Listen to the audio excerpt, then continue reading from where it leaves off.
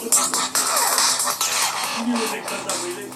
guys, Ashlane here, coming at you today with Sneak Peek 1. New defensive levels to the Mortar and the Inferno Tower. Before we get to that, let's cover some other things. New artwork to the air defenses and hero pedestals, and also spell time reduction. Normal spells now only take 20 minutes, dark spells only take 10 minutes. You can see right now, here at the new hero platform is pretty cool. We'll go ahead and take a look at the new Mortar. Now let's get into the actual defensive levels. You can see the new level 9 Mortar here. So we have 6, 7, 8, and 9 over there.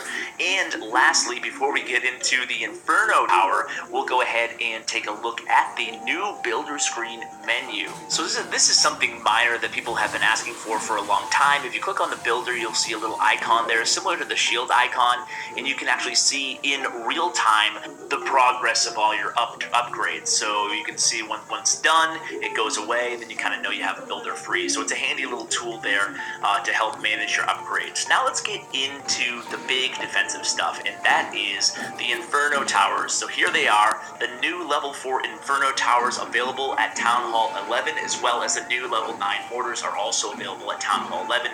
Now what I did was, I did an attack against this base with the, before the update, and I got a 2-star 82%, right? Not the best attack in the world, but hey, what are you gonna do, right? But it's a popular attack, right? It's a Queen Walk going into a Mass Witch. So I wanted to use this strategy, so I'm gonna come in from the northwest with starting my Queen Walk, and there's gonna be actually a few changes that we're gonna cover in this replay, starting with there have officially been no changes to the healer-queen relationship, so no nerf to Queen Walk, but there have been actually other changes that I want to talk about in case you missed all the new balancing posts in the forums probably yesterday.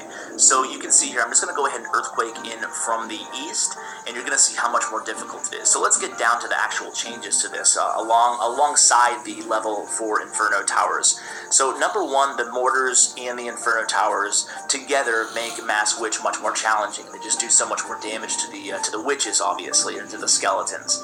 But even more than that, the Inferno Towers at every level now, that used to have about like a half second or so delay between acquiring new targets. It was barely noticeable, but now that delay is removed.